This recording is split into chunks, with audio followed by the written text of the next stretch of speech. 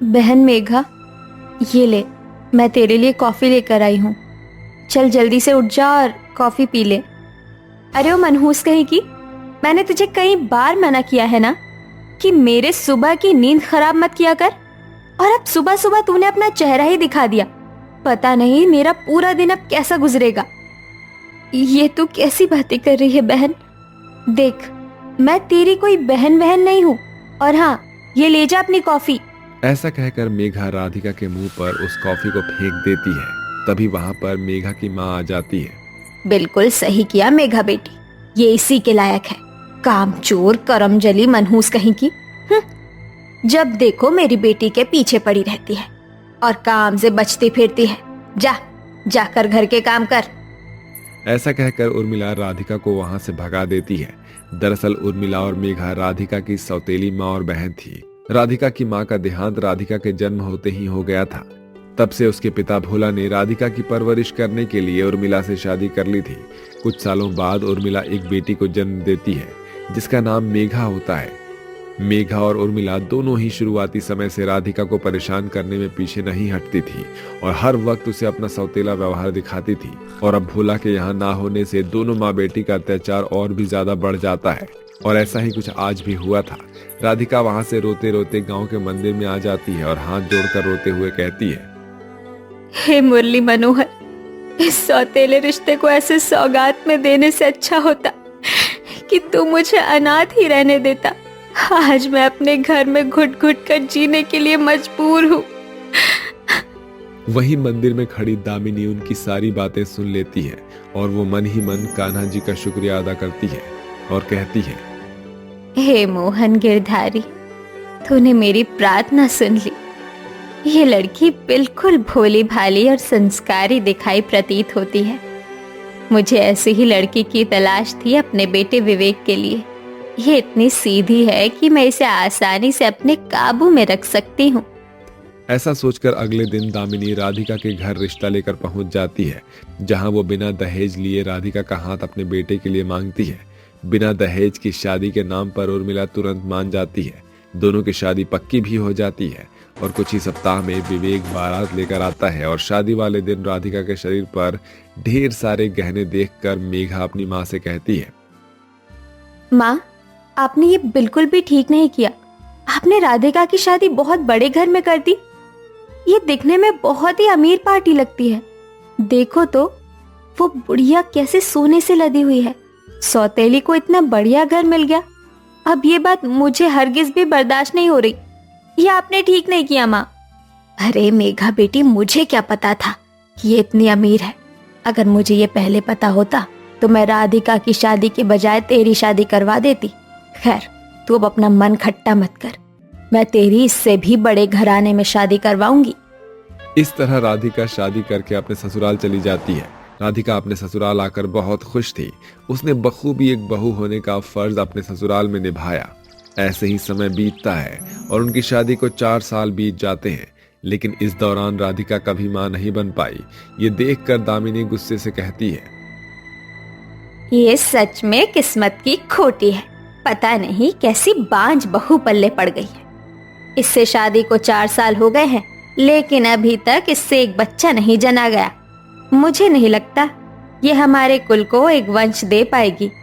मुझे ऐसा लग रहा है कि इस बांझ से अब उम्मीद करना ही गलत है। मेरे ख्याल से अब मेरे बेटे की दूसरी शादी करा देनी चाहिए। विवेक की दूसरी शादी की बात जब राधिका को पता चलती है तो वो बहुत रोती है। लेकिन अपने ससुराल की खुशियों के लिए विवेक की दूसरी शादी के लिए वो मान जाती है। माँ जी, शायद आप सही कह रही हैं।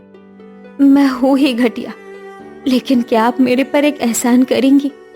आप मेरे लिए सौतन तो देख रही हैं, लेकिन मैं ये सोच रही हूँ कि क्यों ना आप विवेक जी की शादी मेरी छोटी बहन मेघा से करवा दें।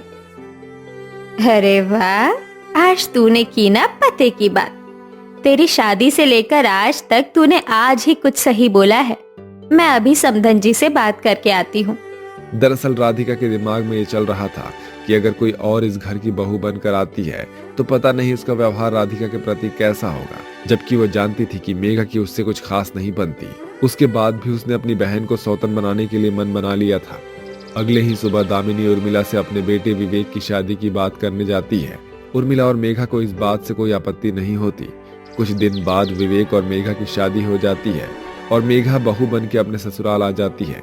मेघा अपनी सौतेली बहन राधिका से कहती है, राधिका, अब तू अपना सामान लेकर दूसरे कमरे में शिफ्ट हो जा, क्योंकि मैं नहीं चाहती कि मुझे और मेरे पति को कोई डिस्टर्ब करे।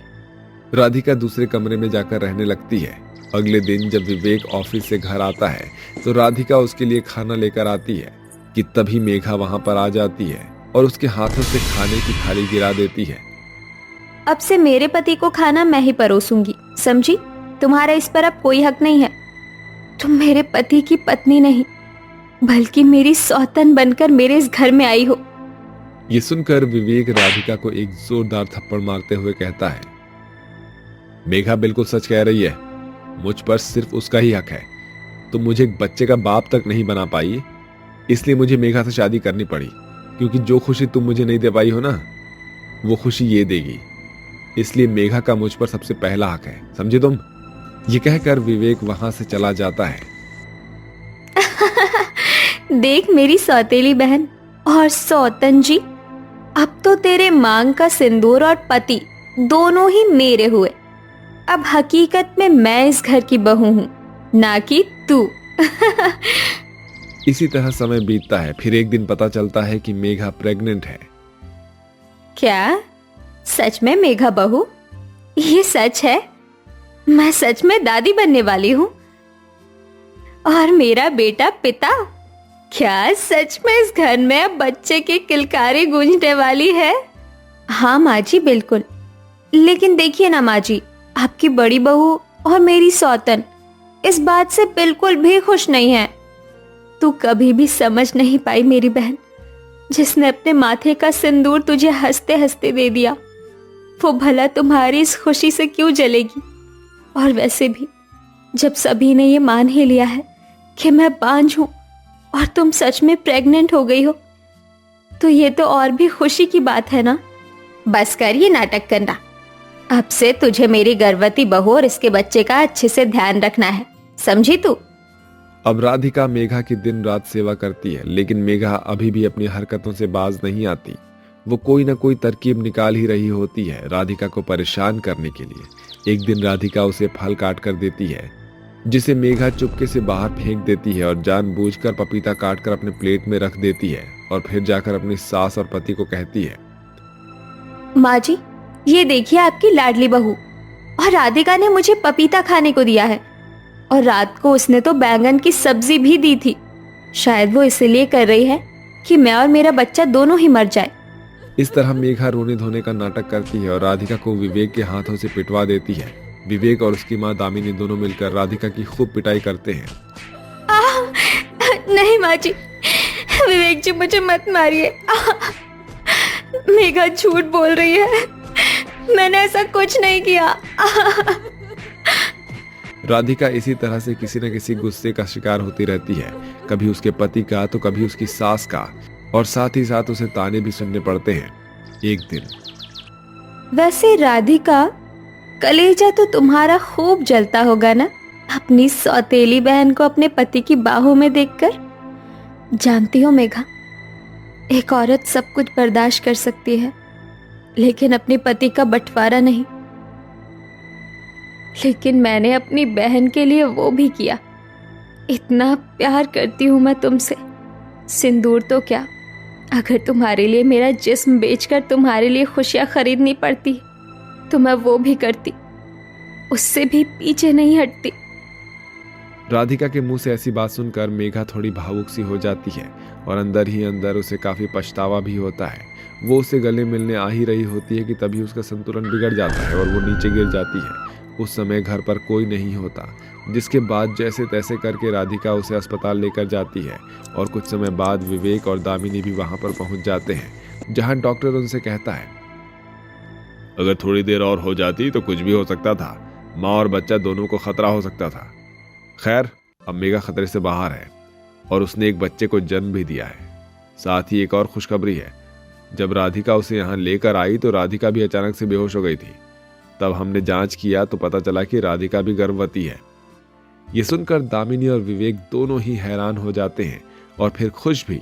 कुछ देर बाद मेघा राधिका के पास जाती है और उससे कहती है, मुझे माफ कर दे मेरी प्यारी बहन, जो मैंने तेरा घर तोड़ा। बचपन से आज तक मैंने तेरी हर खुशी छीनी। मैं कभी तेरी अच्छी बहन नहीं बन पाई। हाँ राधिका, हमें भी माफ कर दो। हमने तुम्हें गलत समझा। जहां मुझे तुम्हारा साथ देना चाहिए था, वहीं मैंने तुम्हारा साथ छोड़ दिया। हाँ, सच में राधिका बहू, तू बहुत ही अच्छी है। हम सबको माफ कर दो। नहीं नहीं, आप सभी ऐसा मत कहिए। अब बीती बातों को भूलने में ही भलाई है। 2-3 दिन बाद मेघा बच्चे को लेकर घर आ जाती है। वहीं अब राधिका भी प्रेग्नेंट थी। जिस तरह राधिका ने मेघा का ध्यान रखा था, उसी तरह अब मेघा भी अपनी बहन राधिका का ध्यान रखती है और अब सभी लोग एक साथ खुशी खुशी रहने लगते हैं। ना जाने क्या हो गया है इस देश में। लड़कियों को तो मानो अकाल ही पड़ गया है। जो लड़की देखो वो बिना गुणों की घूम रही है। अरे क्या हो गया भाग्यवान, क्यों इतनी सुबह सुबह गला फाड़ कर चिल्ला रही हो? तुमने 4 किताबें क्या पढ़ ली ज्योतिष ज्ञान की? अरे तुम कौन से गुण देख रही हो? पढ़ी लिखी गृहकार में दक्ष लड़कियां भी पसंद नहीं आ रही तुम्हें। सब देखने में अभी ठीक लगता है, लेकिन बाद में सबके चेहरे सामने आ जाते हैं। मैं आपको साफ साफ कह दे रही हूँ कि मैं अपने बेटे के लिए 36 बहुएं तो नहीं ला सकती ना, लेकिन 36 गुण वाली एक बहू तो ला सकती हूँ। आखिर वो हमारा इकलौता बेटा है। अरे उसके आने वाले भविष्य की फिक्र हम नहीं करेंगे तो भला कौन करेगा? अरे हाँ हाँ, आज तक तुमसे कोई जीत पाया है भला, जो मैं जीत पाऊंगा? तभी वहां पर महेश की बहन कोकिला आ जाती है। अरे भाभी, उस राधा का क्या हुआ जिसका रिश्ता मैंने भेजा था? वो लोग जवाब मांग रहे हैं। कह रहे थे कि या तो लड़की की कुंडली दे दे या फिर हमें जवाब दे दे। बहुत रिश्ते लाइन में है राधा के लिए। अब ये तो विकास मेरा भतीजा है, इसलिए मैंने इस रिश्ते को हाथ से जाने नहीं दिया। अरे वैसे कोकिला, राधा में ऐसा खास क्या है? अरे भैया, मैं क्या बताऊं। क्या लड़की है, शांत सरल, और घर का काम तो ऐसे करती है जैसे मशीन। कभी मैंने उस लड़की को फालतू बोलते हुए भी नहीं देखा। सिलाई कढ़ाई, खाना पीना, पढ़ाई, अरे मैं कितने भी गुण गिना दूं, वो सारे कम पड़ेंगे उसके आगे। और उसकी सुंदरता ऐसी जैसी स्वर्ग लोक से अप्सरा उतर आई हो। अरे कोकिला, जब इतने गुण हैं लड़की में तो इतनी देर क्यों हो रही है भाई? चलो शाम को ही रिश्ता पक्का करके आते हैं। नहीं नहीं, रुकिए, मैंने कुंडली देखी है, उसमें सिर्फ 12 गुण ही मिल रहे हैं। तो क्या कोकिला गलत बोल रही है? नहीं, मैंने ऐसा कब कहा? लेकिन वो लड़की विकास के लिए सही नहीं है। भाभी, आप भी ना बहुत बड़ी गलती कर रहे हो। अगर ये लड़की हाथ से निकल गई तो फिर समझो गलत ही है। पुष्पा क्या कहती है वो भी जानती थी कि बुआ अपने भतीजे के लिए कभी गलत नहीं सोचेगी, लेकिन इसके बावजूद भी वो कुछ नहीं कहती, क्योंकि उसको तो चाहिए थी अपने बेटे के लिए वो लड़की जिसके 36 के 36 गुण मिले। फिर एक दिन वो देखिए, अपने पड़ोस का चिंटू है ना, उसकी शादी हो रही है। पता है माँ, जबकि वो मुझसे 3 साल छोटा है। माँ प्लीज यार, अब जल्दी से कोई ना कोई लड़की फाइनल कर दो, नहीं तो मैं ऐसे ही बूढ़ा हो जाऊंगा। हाँ तो हो जाए ना, कोई फर्क नहीं पड़ता। अरे मैं पूरा जीवन ओल्ड एज होम में नहीं बिता सकती। पता चला तुझे लेकर चली गई तो हम लोगों का क्या होगा बुढ़ापे में? पर माँ, क्या गारंटी है कि ये सारे गुणों वाली लड़की सही ही होगी? अरे बेटा, गुण मिलेंगे तो सब सही होगा, नहीं तो बेटा बेच खाती है ये आजकल की लड़कियां। समझ रहा है ना तू? वो चिंटू की ही तू देख ले, उसकी माँ अपने बेटे के लिए 36 गुणों वाली लड़की को ही देखकर छानबीन करके फिर जाकर अपने बेटे की शादी करवा रही है। देख लेना, उसकी शादी बहुत लंबे समय तक टिकेगी। अरे भाग्यवान, सब लड़कियां और सब लड़के एक ही कुंडली के नहीं होते हैं। अरे जब हमारे बेटे की कुंडली नहीं मिल रही है तो क्यों नहीं ये कुंडली वुंडली का नाटक छोड़ देती तुम? तभी उनकी पड़ोसन रुक्मणी आ जाती है। अरे सुनो पुष्पा बहन, मेरी बहन की बेटी के लिए रिश्ता देखा जा रहा है। अब विकास इतना सुंदर और कमाऊ सीधा लड़का है, तो मैंने उसके लिए बात कर ली है। अरे आंटी जी, ये बताइए कि आपकी बहन की बेटी पढ़ी लिखी तो है ना? अरे कैसी बातें कर रहा है बेटा, पढ़े लिखे तो इतनी है कि क्या बताऊं। सीधी सरल और कम बोलने वाली, और कमाती भी खूब है। हाँ ठीक है, फिर कल। अभी विकास ने इतना बोला ही था कि वो अपनी माँ की आंखें देखकर बीच में ही चुप हो जाता है। धन्यवाद बहन जी, लेकिन लड़की की कुंडली आप भिजवा दीजिए, क्योंकि गुण ना मिले ना तो हमारे यहाँ तो शादी ही नहीं होती। ये सुन विकास अपने सर पर हाथ रख लेता है। उसे लगता है कि एक और लड़की हाथ से गई। फिर अगली सुबह। ये लीजिए पुष्पा बहन, ये रही कुंडली। कुसुम नाम है लड़की का। वैसे मैं आपको बता दूं कि वो काफी पैसे वाले घर के लोग हैं। देखिए रुक्मणी बहन, हमें उन सब चीजों से कोई मतलब नहीं है। बस मेरे बेटे के साथ सारे गुण मिल जाए, हमें और कुछ नहीं चाहिए। और जब गुण मिलने की बारी आती है तो उसके बेटे का कोई भी गुण उस लड़की से नहीं मिलता। नहीं नहीं बहन जी, ये रिश्ता तो नहीं हो सकता। देखिए पुष्पा बहन, सिर्फ आप कुंडली को ही लेकर मत चलिए। मेरे कहने का मतलब है कि एक बार आप लड़की से मिल लीजिए। कोई फायदा नहीं है, कुंडली के बिना विकास की शादी करूंगी ही नहीं। खैर किसी तरह पड़ोसन महेश से कहकर पुष्पा को मना ही लेती है और फिर सारे घर वाले मिलकर कुसुम को देखने के लिए आते हैं। अरे कुसुम बेटा, जरा बाहर आना, लड़के वाले आए हैं। इसके बाद कुसुम अपना सर नीचे करके आती है और पास में बैठ जाती है। देखो बेटा, तुम्हारे और मेरे बेटे की कुंडली नहीं मिली है, लेकिन ये जो रुक्मणी बहन है ना, कहने को तो ये पड़ोसी है, लेकिन बचपन से ही बड़ा प्यार है हम में। इन्होंने बोला तो हम आ गए। कोई बात नहीं आंटी, फिलहाल ये लीजिए, ये सारा खाना मैंने ही बनाया है। और हाँ, ये लीजिए चाय। खाना तो वाकई में बहुत शानदार था। बेटा, शादी के बाद क्या करने का इरादा है? मैंने तो काफी अच्छी पढ़ाई की है, लेकिन जो मेरे सास ससुर कहेंगे मैं वही करूंगी। ये तो बहुत अच्छी बात है बेटा। हम लोगों का घर कुछ ज्यादा बड़ा नहीं है। देखिए आंटी, वैसे तो आपने कहा कि गुण नहीं मिल रहे हैं, इसलिए शादी नहीं होगी। तो फिर सच कहूँ तो दिल में जगह होनी चाहिए। देखा पुष्पा, लड़की की सोच कितनी अच्छी है, दिखती भी अच्छी है और 16 गुण तो मिल रहे हैं ना। कर देते हैं शादी हम लोग। बहन जी, आज के समय में कौन इतना देखता है। अरे लड़का लड़की राजी तो क्या करेगा काजी। वो कहावत ऐसे ही थोड़ी ना बन गई होगी। माँ सही तो कह रही हैं सासू माँ, कर दो ना हमारी शादी प्लीज। चुप सासू माँ के बच्चे, वो तो इन लोगों ने प्रेशर दिया तो मुझे आना पड़ा, नहीं तो मैं बिना गुण मिलने वाली की शक्ल भी ना देखूं तेरे लिए। आंटी, अब तो आपने मेरी शक्ल भी देख ली।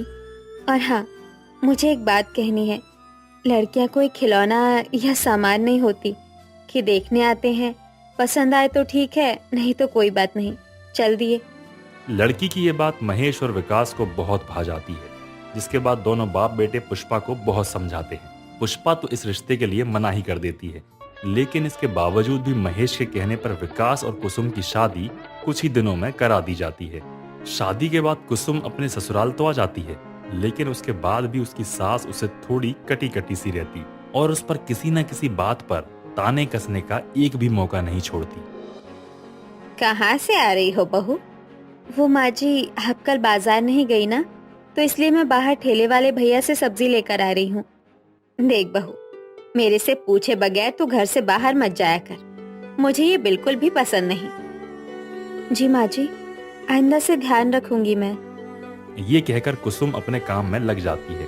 कुछ देर बाद वो अपनी सास के पास आती है और कहती है, माँ जी, वो आपको नहाना था ना, इसलिए मैंने आपके लिए पानी गर्म कर दिया है, आप जाकर नहा लीजिए। तू क्यों इतने दिखावा करती है? मैंने तुझे कहा था ना कि तू मेरे लिए पानी गर्म करे। ये दिखावा मुझे बिल्कुल भी पसंद नहीं। इस तरह पुष्पा अपनी बहू को इसी तरह अपनी कड़वी बातें सुनाया करती। एक रोज की बात है, कुसुम रसोई में काम कर रही थी, तभी उसके हाथ से एक कांच की गिलास टूट जाती है, जिस पर उसकी सास उस पर चिल्लाते हुए कहती है, नाश पेटी करम जली कहीं की, जब देखो कोई ना कोई काम बिगाड़ ही देती है। मैंने कहा था ना कि इसे इस घर की बहू मत बनाओ, लेकिन नहीं, मेरी बातें मानता कौन है। जब देखो ये कुछ न कुछ गड़बड़ करती ही रहती है। अरे पुष्पा, तुम क्यों उस बेचारी के पीछे लगी रहती हो? अरे एक गिलास ही तो टूटा है, तुमने एक गिलास टूटने पर उसे इतना भला बुरा कह दिया। अरे वो तो तुम्हारी खुशनसीबी है कि तुम्हारी बहू पलटकर तुम्हें जवाब नहीं देती। नहीं तो आजकल की बहू को जाकर देखो, वो कैसे अपनी सास से मुंह जबानी करती हैं। अरे जाने भी दो, तुम्हें क्या, तुम तो सिर्फ अपनी बहू की ही साइड लोगे। ऐसे ही समय बीतता है। एक दिन जब पुष्पा बाजार से घर आ रही होती है, तभी उसकी सहेलियां उसे रोक कर कहती हैं, अरे पुष्पा बहन, मैंने कहा था ना कि ये गुण वुण कुछ नहीं होता। तुमने अपने बेटे की शादी कुसुम से कराकर बहुत ही अच्छा किया। अच्छा, इसके बारे में तुम्हें ज्यादा पता है। अरे हाँ पुष्पा काकी, रुक्मणी जी बिल्कुल ठीक कह रही है। अब आप चिंटू के ही घर को ले लीजिए। चिंटू की माँ ने चिंटू की शादी एक 36 गुणों वाली लड़की से देख मिलाकर फिर शादी किया था, लेकिन अब आप ही देख लीजिए, चिंटू की लुगाई ने ही अपनी सास और ससुर को घर से निकाल दिया। अब वो वृद्धाश्रम में रह रहे हैं। क्या? सही में क्या? हाँ हाँ, 100% सच। ये बात सुनकर पुष्पा सच में बहुत हैरान रह जाती है और अपने बहू के बारे में सोचती है। वो सीधे अपने घर आती है और अपनी बहू से माफी मांगती है। कुसुम बहू, मुझे माफ कर दे। मैंने तेरे पर बहुत ही जुल्म किए, तुझे खरी खोटी सुनाई, तुझे बात बात पर ताने मारे, लेकिन आज तक तूने अपने मुंह से उफ तक नहीं निकाली। मैं तो बस 36 गुण अपने बेटे के लिए देख रही थी, लेकिन मैंने इस 36 गुणों वाली बहू को पहचाना ही नहीं। अरे माँ जी, आप ऐसे माफी क्यों मांग रही हैं? आप मेरे से बड़ी हैं, आप मेरी माँ हैं, सास नहीं। देखा पुष्पा, अरे मैं कहता था ना कि हमारी कुसुम बहू सच में 36 गुणों वाली बहू है। और पिताजी, मैं भी यही कहता था कि मेरी पत्नी सच में 36 गुणों वाली ही है। अरे हाँ हाँ, मान गई कि मेरी बहू 36 गुणों वाली है। मैं अपने किए पर सच में बहुत शर्मिंदा हूँ। उस दिन के बाद से पुष्पा ने अपनी बहू के साथ किसी भी प्रकार का कोई भेदभाव नहीं किया और अब पूरा परिवार एक साथ मिलजुल कर हंसी खुशी रहता है।